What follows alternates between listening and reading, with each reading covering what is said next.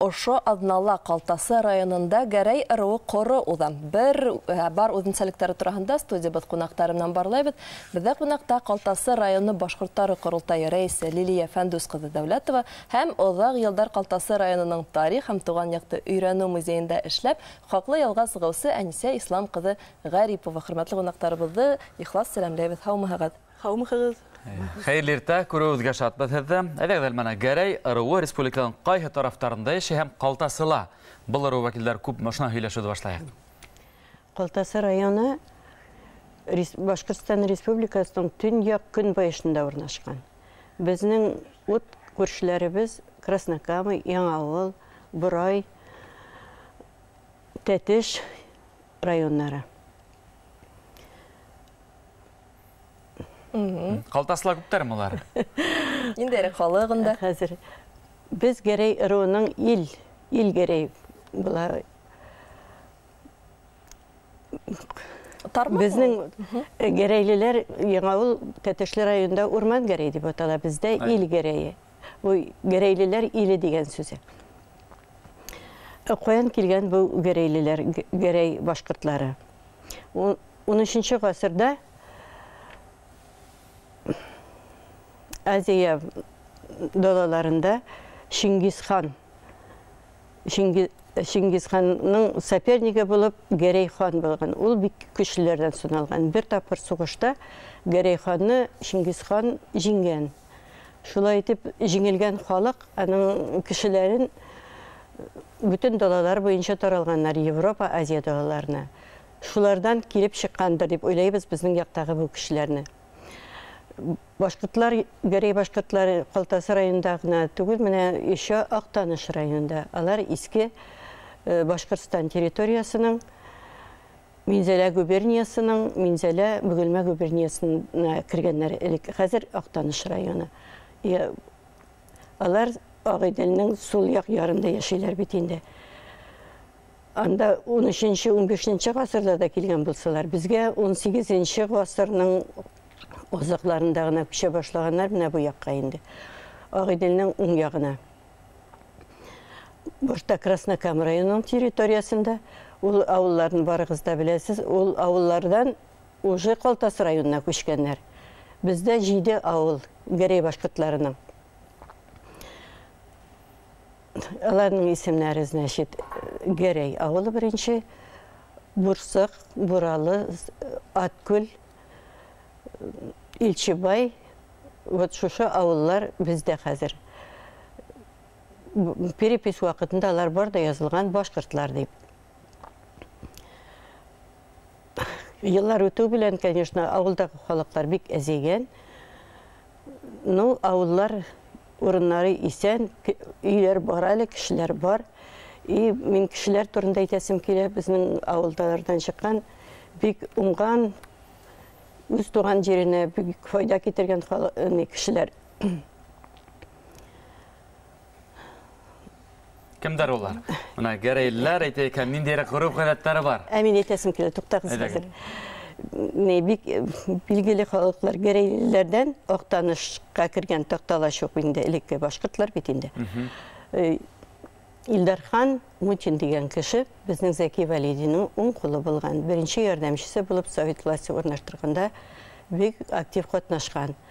Ул үзе генә түгел, аларның бөтен семьясы менә Россия историясында бик күп урын алып торалар. А вот безнең кешеләрдән калганда инде Гәрәй авылыннан безнең Зухра Байбурина. Ул Гәрәйдән чыгышаның Фәнилевна, аны сез беләсез инде. Солистка оперного театра и Миланда солист булып эшләгән оперный театрда. Аннан үзе безнең якташларыбыз авыл сайын атап китәсем килә, шундый әйбәт кешеләрне инде, хөрмәтле кешеләрне. Ашит авылы, старый Ашиттан күчкән бездә яңа Ашит, Рашитовлар семьясы.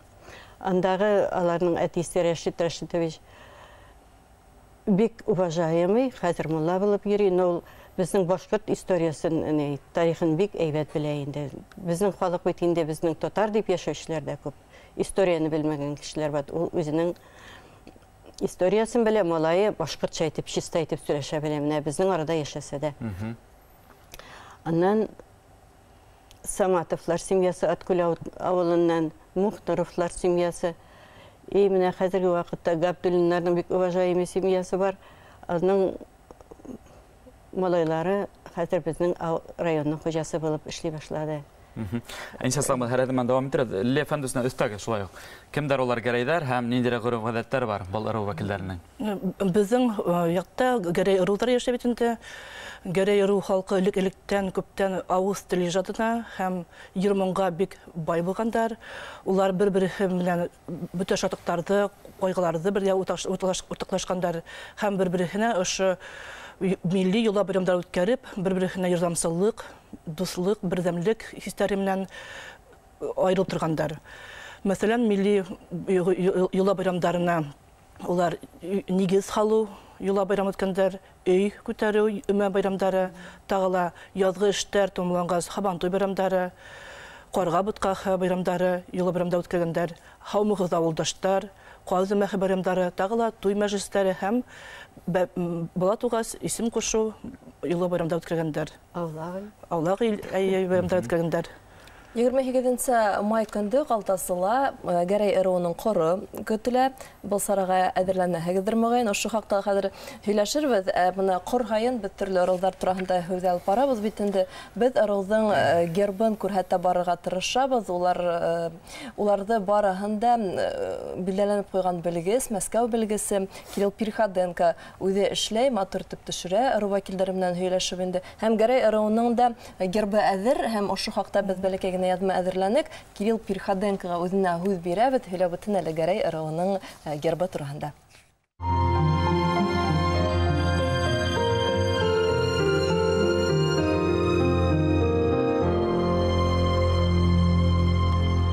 Согласно преданию, основатель рода получил особые знаки от самого Чингисхана. И в предании сказано, что Чингисхан сказал: «Эй, Кираит-би, пусть твоим деревом будет липа, птицей гусь, боевым кличем бурай». Вот. В гербе мы можем увидеть, собственно говоря, дерево, липу, птицу, гуся, стоящего в особой позе, защищающей такой позе, показывающей, что эта птица, она является не просто символом, но и таким талисманом, оберегом своего рода, защищает его. В ветвях же дерева мы видим еще одну птицу. Это ворон. На самом деле род Гирей — это, наверное, сейчас единственный род, имеющий герб с двумя птицами. Так почему же вторая птица там появилась? Дело в том, что само слово «гере» восходит к монгольскому «кере» — «ворон». И таким образом птица ворон в гербе указывает на имя рода, делая таким образом герб гласным. Также рядом с деревом мы видим тамгу, которая обыграна в виде стремени, символа, подчеркивающего особенности кочевого образа жизни предков современных гирейцев. Вот, боевой клич «Эдбуре» мы видим на девизной ленте. Вот. И традиционный герб дополнен бессословным шлемом, традиционным элементом герба, а намет выполнен в виде кольчуги, подбитой тканью. Таким образом, герб рода Гирей, с одной стороны, традиционный, он содержит в себе те же самые символы рода и дерева, и тамгу, и птицу, и клич. С другой стороны, он уникальный тем, что он гласный. Вторая птица ворон указывает прямо на название рода, таким образом подчеркивая его историю, культуру, своеобразие.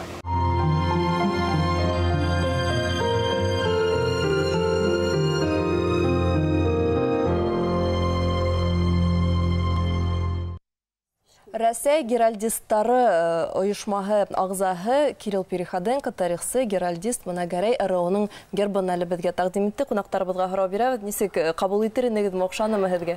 Әйе, герб бик матур, охшаны герб. Бик бай килеп сыҡҡан, бик саф. Һеҙҙең күңелегеҙгә нисек әсер итә алдымы? Переходенконың эше. Оҡшады. Һәм ҡарайбыҙ, 28 майда был герб ҡабул ителерме? Гәрәй ырыуы ҡору тураһында ниндәй форматта уҙасаҡ?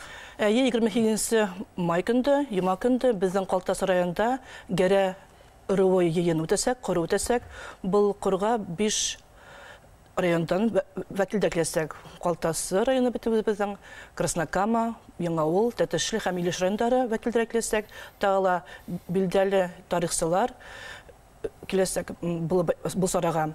Бу сара 4 майдансык формасында үтәсәк, 4 майдансыкта үтәсәк. Беренче иң зур майдансык безнең район мәдәният йортында, Калтасы салонында үтәсәк. Бында безнең Гәрәй йыйыны була. Бу сарага әзерлек бара. Гәрәй ыруының күргәзмәсе эшләй әзерләнеп бара. Тагыла икенче майдансык безнең Тамыр яшь үзенчәлектәр телестудия хикәятендә ул Нурбустан үзенең сериалын күрсәтәсәк балаларга. Бында укучылар белән төрле уендар, конкурслар үткәреләсәк һәм минең гаилә тамырларым исемле фотосессия үткәреләсәк.